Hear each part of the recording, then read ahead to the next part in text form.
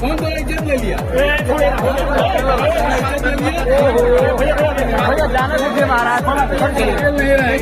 यहाँ पे देख सकते हैं, यहाँ मेरे साहब सभी लोग हैं। इस तरीके से बेइज्जत आज तक पवन सिंह पावर स्टार भी नहीं किए होंगे जितना कि खेसारी लाल यादव किए। तमाम रिपोर्टर्स, तमाम मीडिया वाले लोगों को बुला करके वहां पे खेसारी लाल यादव के राइटर पकड़ा जाते हैं। तब फिर सुनिए क्या बोलते हैं।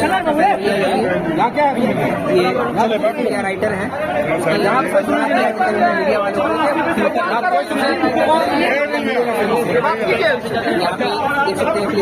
आप लोग आगे बढ़िए।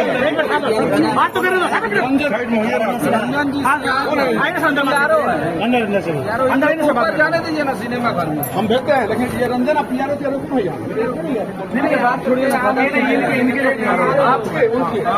उन लोग को सिनेमा हॉल में जाना है। मेरे कहने का मतलब आपको 150 आदमी का एंट्री लेना है, मेरा गाड़ी की बात करेंगे। चलिए भैया वैसे एक आदमी भी नजर नहीं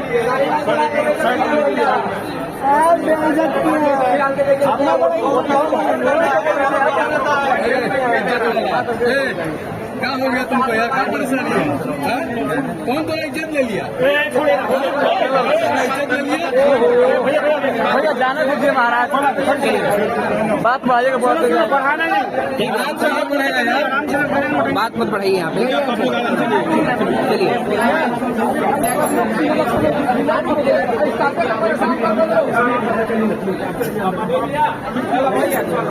तुम लोग ऊपर सिनेमा घर के पास चलो सब लोग। जी भी आप जैसे कहिएगा वैसे हम लोग करेंगे। यहाँ पे सेंट्रल दिए हैं, क्लियर दिया जाने के लिए ऊपर।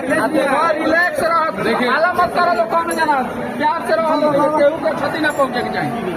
आगे नहीं, आगे कोई नहीं जाएगा। प्लीज यहीं रुकिए आप लोग।